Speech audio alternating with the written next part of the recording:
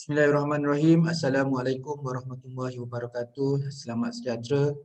Kita bertemu lagi dalam 11 Ramadan dan juga perbincangan topik seterusnya, iaitu bagaimana dalam penulisan literature review kita boleh tulis satu hari satu perenggan.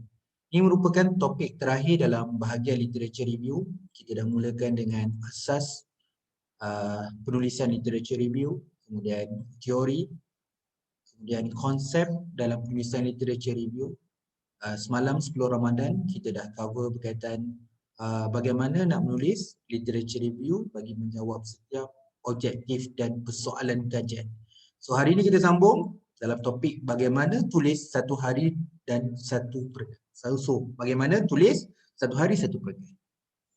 Okey, menulis satu hari satu perenggan. Ini slide yang pertama. So ada 3 perkara penting, iaitu kerja tugas. Dia ada kerja, tugasan, masa menulis dan disiplin menulis. So ni yang pakcik nak cover untuk slide yang pertama. So yang pertama adalah tugas. Pergi perpustakaan itu tugas. Cari bahan, artikel, tesis, buku dan laporan, kita pergi printing atau cetak bahan, baca bahan itu, kemudian kita highlighterkan beberapa perkara penting, buat nota ringkas lagi, itu adalah kerja. Itu adalah kerja. Kerja itu tugas. Kerja tugas. Ataupun kerja ataupun tugas. Okay? So itu semua kerja. Itu bukan menulis tu. Pergi library cari bahan, highlighter, baca, buat nota ringkas, itu kerja. Itu bukan menulis. Orang buat PhD ni menulis. Sebab dihitung nanti adalah bentuk penulisan. Okay, yang kedua, kita kena tahu bila nak menulis satu hari satu perenggan ni, kita kena tahu bezakan juga itu masa menulis. Okay, masa menulis ni minimum satu hari satu jam. Minimum ya, lebih tak apa. Kurang tu tak boleh. Satu hari satu jam. So kena set dekat handphone. Okay, kalau katakan hari Ahad contohnya, okay, daripada hari Isnin sampai ke hari Ahad tu, kita kena tahu bila waktu sejam yang kita free. So kita kena letak target dulu. Kalau kata esok-esok fikirlah, tak boleh. You kena fikir, okay, besok aku kerja pukul berapa aku free. Oh, okay, pukul 11 hingga 12 malam. Jadi 11 hingga 12 malam tu platform yang terbaik untuk you buat perkongsian. Okey, sekejap Okey. Jadi kena tahulah, kena set daripada hari Isnin sampai hari Ahad tu seminggu bila waktu kita free. Hari Isnin pukul 11 ke 12 malam, hari Selasa pukul berapa, kita ambil sejam at least. Okey, contoh, okey, kita buat 1 jam satu hari, okey. Kita tekad tepati janji 1 jam. Tepati 1 jam tu. Jangan kita kata kita dah janji pukul 11 ke 12 malam tu, kita kata okey, kena tahu waktu tu adalah waktu menulis. Bukan waktu kerja atau tugas. Bukan nak cari bahan, bukan nak baca lah. Ini nak waktu sejam untuk menulis sahaja. Okey. Poin yang ketiga, disiplin menulis. 1 jam satu hari, sejam sehari. Perlulah konsisten. Kenalah konsisten. Hari Isnin dapat sejam, Selasa dapat sejam, sampai Ahad sejam. Lepas tu berulang lagi seminggu. Okey, tulis perenggan mengikut template. Di sini nanti pakcik akan kongsikan template. Untuk permulaan, konsisten selama 30 hari. Itu sebulan. Dan rasalah impaknya. Okey, dalam seminggu, kalau kita dapat tulis satu hari satu perenggan, dalam seminggu kita dapat tulis 3 muka surat. Sebulan 12 muka surat. Jadi kalau kita konsisten sehari satu perenggan, dalam sebulan kita dapat tulis 12 muka surat. Itu kalau sebulan. Kalau 12 bulan ataupun setahun dapat 144 muka surat. Kalau kita buat 3 tahun, banyak mana 3 tahun. Jadi banyak kita punya muka surat yang kita dapat tulis melalui penulisan satu hari satu perenggan. Okey, kena ingat nombor 1, tugasan ataupun kerja, semua cari bahan, printing, highlighter, buat nota ringkas, itu semua kerja. Okay, kita kena menulis, buat PhD ni kena tulis, jadi kena dah tulis satu hari satu perenggan at least. Tolong konsisten, disiplin 1 jam satu hari tu. Okay, set awal, kalau boleh set seminggu sebelum, bila kita nak konsisten disiplin satu hari satu jam tu. Okay, kemudian konsistenlah selama sebulan. So kalau seminggu kita dapat 3 muka surat, kalau dalam sebulan kita dapat dalam 12 muka surat. Kalau setahun dapat 144 muka surat. Okay, benda tu saya rangkumkan dalam satu komik ni. Satu hari kita tulis satu perenggan. Komik ni saya kena ucapkan terima kasih walaupun idea adalah idea pakcik, tapi yang melukisnya adalah sahabat saya, Ikram. Ikram. Okey. Salah seorang pensyarah di UPSI. Okey. Jadi satu hari satu perenggan. Yang kedua adalah 12 muka surat dalam sebulan. Kalau setahun kita dapat 144 muka surat. 3 tahun kita dapat 432 muka surat. Ini kalau kita konsisten satu hari satu perenggan saja. Okey, langkah-langkah yang perlu diambil dalam menulis satu hari satu perenggan ni. Okey, langkah pertama yang diberi template, jadi saya akan tunjuk template tu. Langkah pertama sudah mengisi template master list, isu-isu semasa, pemilihan teori, template pemilihan konsep, pemilihan formula ubah dan menjawab persoalan kajian. Okey, ini adalah full version template. Minta maaf untuk perkongsian di bulan Ramadan ni pakcik ringkaskan. Jadi pakcik tak adalah bagi semua template ni. Jadi nak ambil waktu santai-santai je, kurang dalam setengah jam satu hari kita nak kongsikan tips menulis tesis dan artikel jurnal dalam bulan Ramadan. Jadi pakcik ambil sikit-sikit je. Okey. Jadi ada rujuklah template dalam penulisan satu hari satu perenggan. Kemudian nombor dua, gunakanlah template satu hari satu perenggan tadi, okey, dengan kita menulis bahagian pengenalan, bahagian isi, kesimpulan dan rujukan. Nanti lepas ni pakcik tunjukkan. Okey, langkah ketiga, setelah mengisi semua bahagian pengenalan, isi dan kesimpulan serta rujukan, bolehlah copy paste bahagian di template Excel tu kita pindah dalam Microsoft Word dan ikutlah format dalam tesis, single spacing ke double spacing, time New Roman ke area tu kita setting dekat Words. Okey, ni dia template untuk menulis satu perenggan. Okey, inilah rupa dia secara plain template dia. Okey, kita ada pengenalan. Menulis tema perenggan ni adalah menarik, ringkas dan jelas. Pastikan penulisan bukan fakta dan tiada citation. Okey, ini ada dua version sebenarnya. Version pertama, kalau kita menulis tanpa ada citation, maksudnya dia adalah perkara yang umum, yang general. Jadi pengenalan yang bersifat umum dan general bukan menunjukkan dalam konteks fakta. So kalau ada fakta, ada citation. Dia kena faham belakang tu. Pastikan penulisan bukan fakta dan citation. Make sure ini adalah pengenalan yang umum. Okey. Tapi pengenalan umum tu kenalah tema dalam perenggan ini. Tapi kalau perenggan ini menunjukkan ada fakta, jadi perlu ada citation. Okey, lepas pengenalan kita kena ada content ataupun kandungan dia, isi dia.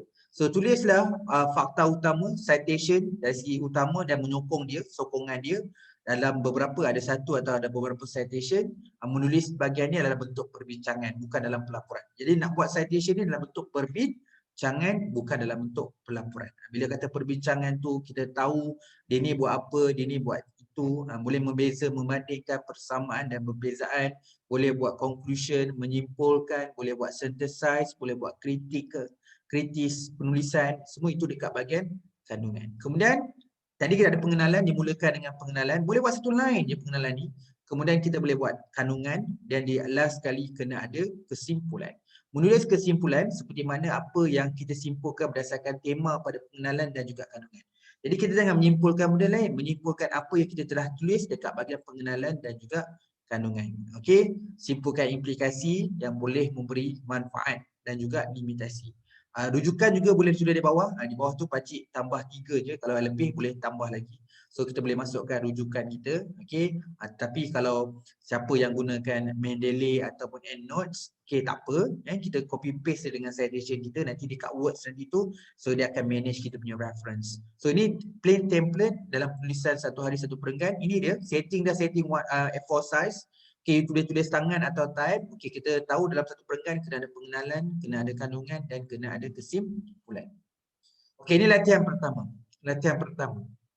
Okey, saya memang ataupun pakcik memang ada sediakan kalau siapa-siapa untuk belajar yang kita buat je dekat Excel bahawa bila kita nak menulis sebuah tesis ataupun spesifiknya satu perenggan, kita kena memasukkan beberapa isu-isu semasa. Isu-isu semasa ataupun pengetahuan am. Okey, kat sini pakcik ada tulis 3 perkara kan. Nombor satu, poin yang pertama adalah okey, sebelum tu topik yang kita nak bincang ni ada berkaitan dengan GOT, credit on time. So macam mana student PhD boleh credit on time. Okey, isu semasa yang saya jumpa adalah melalui laporan tahunan KPM pada tahun 2018. Berdasarkan blueprint terkini, KPM telah menetapkan 60,000 pelajar PhD pada tahun 2020. Okey, ini pakcik buat andaian lah, bukan fakta sebenar, jadikan andaian saja.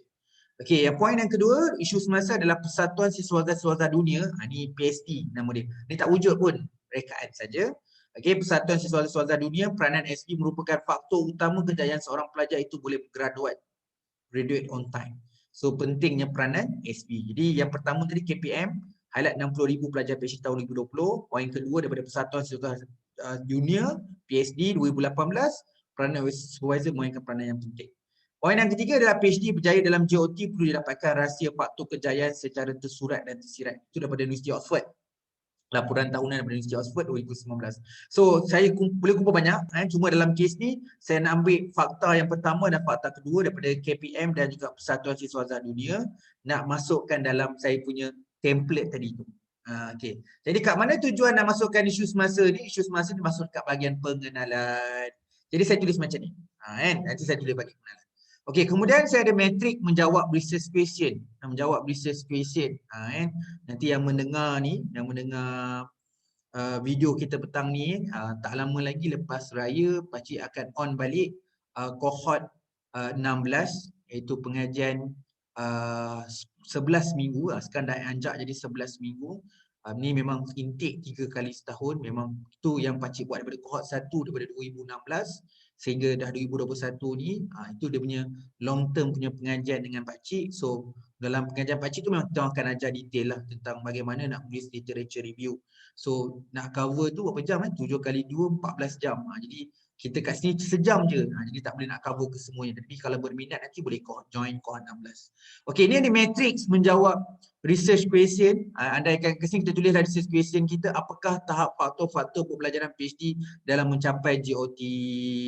Jadi kita dah jumpa dah beberapa artikel yang similar dengan kita punya research question. Aifa, Bibiana, Cempaka, Dian Dina dan Alicia. Okey, kalau Aifa ni dia buat mengenal pasti karakter pelajar dalam kejayaan capai GOT. Bibiana meneroka karakter SP dalam menyokong pembangunan penyeliaan pelajar. Cempaka eksperimen di kalangan pelajar mendapat bimbingan berdasarkan kerapan penemuan. Dian dengan Dina buat perbandingan antara penyelidik bergraduat dalam dan luar negara. Alicia adalah buat kajian kes terhadap gaya penyelidikan dalam di kalangan penyelidik cemerlang. Buat kajian kes terhadap gaya penyelidikan dalam kalangan penyelidik cemerlang. Okey, semua kajian Aifa, Biana, Cempaka, Dian dengan Alicia ni dia ada tambahan, bukan hanya tujuan merujuk pada negara, Malaysia, Turki, Jepun, Indonesia, UK dan lain-lain. Teori dia, reka bentuk dia, strategi, sampel, dapatan, cadangan. Okey, untuk meningkatkan dari segi perbincangan, kita boleh tulis lain selain pada ni. Ni ada berapa dah? Tujuan 2, 3, 4, 5, 6, 7, 8. Ada 8. Jadi sebenarnya banyak lagi perkara-perkara yang kita boleh masukkan ni untuk lakukan perbincangan, tapi dalam template ni cuma Pakcik sediakan 8 saja. Okey. Tadi banyak-banyak ni Pakcik cuma nak ambil yang color warna merah ni je. Bukan kan? Kita nak buat satu perenggan je. Yang bahagian-bahagian yang belum kolom warna merah ni buat perenggan kedua nantilah. Perenggan ketiga, perenggan keempat. Jadi untuk satu perenggan Pakcik cuma nak bincang negara. Si Aifa, Biana, Cempaka, Dian dengan Alicia tu nak bincang negara dan juga dapatan kepada Aifa dan Bibiana sahaja. Okey, ambil ni kalau secara khususnya kita dah ambil 2 poin penting dekat isu semasa dan kita dah ambil berapa fakta penting dalam literature. Ambil kat Aifa, Bibiana, Cempaka, Dian dengan Alicia, ambil negara dan kita ambil dapatan daripada Aifa dan Bibiana. So apa nak buat yang saya dah bulat hijau, biru dan merah ni? So nak buat ni. Ni. Pengenalan. Berdasarkan blueprint terkini KPM 2018 menetapkan 60,000 pelajar pada tahun 2020. Namun, merujuk Persatuan Siswaza Dunia, peranan penyelidik merupakan faktor utama kejayaan seorang pelajar itu bergraduat GOT. Ini namanya penulisan pengenalan yang menarik. Tak adalah start according to Ahmad, menurut Ali. Start dulu dengan isu semasa. Dah tetapkan 60,000 pelajar PhD dan peranan utama supervisor. Kat mana saya ambil pengenalan ni? Ambil dekat isu semasa tadi. Sebab tu isu semasa ni tulis banyak kat sini. Apa-apa bila jumpa isu semasa je letak. Sebab dia akan membantu dalam penulisan satu perenggan. Okey. Kemudian kita nak masukkan kandungan. Kandungan dekat ni yang kita tadi ambil ni. Kita jumpa 5 artikel ni dan kita dah buat summary dah matrix dia dalam Excel. Kemudian kita nak ambil poin-poin yang bulat warna merah tu. Jadi saya gunakanlah kita ambil fakta je, huraian ayat sendiri pun boleh. Jangan takut nak menulis sampai huraian pun nak kena kopi ayat orang. Kita nak ambil fakta sahaja. Okey? Jadi tulislah, pembangunan pelajar siswaza merupakan indikator penting kepada pembangunan negara dalam melahirkan kesejanaan seperti dilaporkan dalam beberapa negara. Inilah. Kan saya bulatkan warna merah tadi kan. Aifa Malaysia, Turki, Bibiana, Cempaka main kat Jepun, Dian dekat Indonesia dan Alicia dekat UK.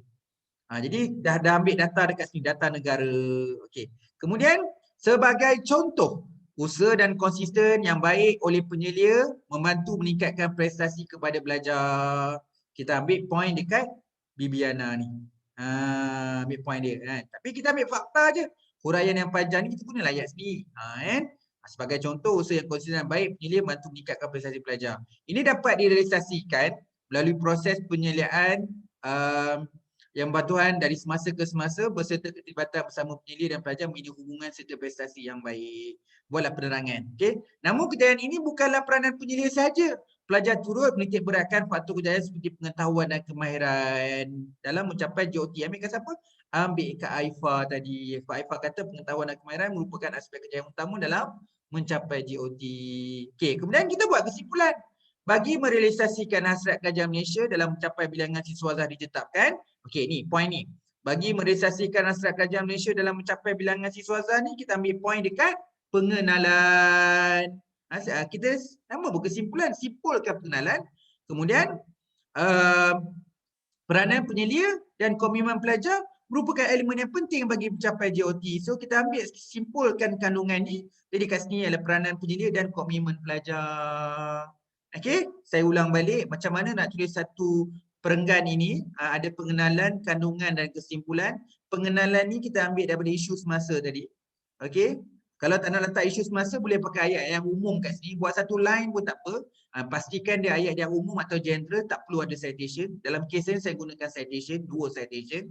Kandungan saya merujuk pada satu literature, beberapa literature lepas, 5 kat sini yang saya dah kategorikan dia orang ni bawah topik research question nombor 1 sebab bila cerita tentang apakah tahap patut pelajaran PhD, saya jumpa 5 artikel ni. Okay, saya ambil bahagian negara dan dapatan saja. Dapatan pun ambil Aifa dan Bibiana, negara saya ambil semua. Okey, daripada tu saya masukkan semua dalam bahagian kandungan dan kemudian kita ambil kesimpulan. Penulisan kesimpulan merujuk pada pengenalan dan juga kandungan. Jadi siaplah satu perenggan, saya copy paste semua Excel ni masuk dalam Word. Jadilah macam ni. Bila saya dah ni copy paste je, copy paste masuk dalam Word, dapatlah satu perenggan ni. Okey. Ini saya colorkan lah. Warna kuning ni introduction dia, pengenalan. Yang warna hijau ke biru ni, biru lembut ni adalah kita punya kandungan, dan yang warna hijau di bawah tu adalah kita punya kesimpulan. Okey. Jom kita buat exercise nombor 2. Okey, exercise nombor 2 kita ambil isu semasa yang ketiga kat bawah ni daripada Universiti Oxford. PhD yang berjaya dalam JOT perlu diadaptasi rahsia faktor kejayaan secara tersurat serta tersirat. Okey, kemudian kita ambil kita ambil kat bawah cadangan pula. So daripada matrik tadi ni, tadi dah ambil kan, negara dah ambil, dapatan ni dah ambil kan. So cadangan. Macam kita ambil cadangan Aifa dengan Elisha saja. Cadangan Aifa mengenai pasti faktor kritikal kejayaan PhD dalam mencapai JOT secara menyeluruh. Mengenai pasti faktor kritikal dicadangkan supaya kajian akan datang. Buatlah kajian mengenai pasti faktor kerajaan kritikal ni dalam mencapai JOT secara menyeluruh. Kemudian dia kata, Elisha pun kata, cadangkan mengenai pasti elemen dan pelajaran penting menjadi kunci kejayaan pelajar PhD. Okey, turut dicadangkan sistem bersepadu dalam mencapai JOT. Okey, tapi kita ambil yang ni je. Okey. Kemudian kita tulis satu perenggan. Okey, saya pun tulis. Informasi semasa dari satu universiti tersohor ini telah menegaskan bahawa pelajar PhD yang menamakan pengajian COT perlu dikenal pasti rahsia faktor kejayaan secara tersurat dan tersirat. So fakta dia kat sini je. Faktor kejayaan secara ni, faktor kejayaan secara tersurat dan tersirat. Atas ni kena ayat sendirilah. Jangan takut nak gunakan ayat kita sendiri. Okey, tapi fakta kita ambil daripada Universiti Oxford. Kemudian kita ambil dua kandungan daripada cadangan tadi. Cadangan daripada Elisha dan Aifa. Okay, faktor kejayaan JOT bukanlah satu agenda baru dalam pembangunan pelajar PhD kerana beberapa penyidik lepas telah mencadangkan agar perlunya penyelidikan yang khusus bagi mengenal pasti elemen-elemen pelajaran penting dalam kunci kejayaan Elisha dan faktor-faktor kritikal kejayaan PhD dalam mencapai JOT secara menyeluruh Aifa. So ini point 2 kita ambil dekat sini. Okay, kemudian kesimpulan berdasarkan pengenalan dan kandungan tadi, kejayaan mencapai JOT dalam pengajian PhD merupakan agenda utama buat pelajar maupun pengurusan universiti. Okey, pengurusan universiti sebab Oxford tadi kan. Justru itu, tahap faktor-faktor pelajaran PhD secara JOT perlu dikaji bagi memperoleh kunci kejayaan buat pelajar yang sedang bakal menyambung pengajian PhD. Okey, ambil ketiga-tiga ni, kita pindah dekat Word, dapatlah satu perenggan. Dan satu perenggan ni nak nampakkan pisahan antara pengenalan, kandungan dan dengan kesimpulan saya buat color macam ni. Kuning ni pengenalan, warna biru ni adalah kita punya kandungan dan kita warna hijau kita adalah kesimpulan. Okey, seterusnya lanjutkan, sambung lagi lah dalam menulis perenggan ketiga, perenggan keempat, perenggan yang kelima. Okey, kalau tengok tadi warna merah ni je yang kita dah ambil. Ni nampak ni. Merah je yang kita dah ambil tadi untuk tulis berapa perenggan? 2 perenggan. Warna biru lain ni semua tak ambil lagi. Berapa banyak lagi perenggan yang kita boleh hasilkan dalam penulisan ni. Ini pun cuma ambil tujuan negara, teori dan kebentuk, strategi, sampel, dapatan, cadangan. Okey, dalam kalau katakan saya punya Excel penuh, saya ada 66 perkara yang boleh dibincangkan. Jadi ini 8 ni sikit lagi. Jadi banyak lagi perkara yang boleh dibincang. So banyak perkara yang boleh dibincangkan, maka banyak lagi lah perenggan demi perenggan dapat dihasilkan. Yang ni baru tentang research question nombor 1. Kan kena buat pula template untuk research question nombor 2, nombor 3, nombor 4 dan sebagainya. Jadi penting untuk satu hari menulis satu perenggan. Okay, Pakcik sediakan template dalam penulisan satu hari satu perenggan ini untuk membolehkan you all menulis macam mana nak dapat penulisan yang baik dalam satu perenggan. Okey, dengan kata lain, perenggan yang menarik itu harus ada isu semasa ataupun perkara pengetahuan am.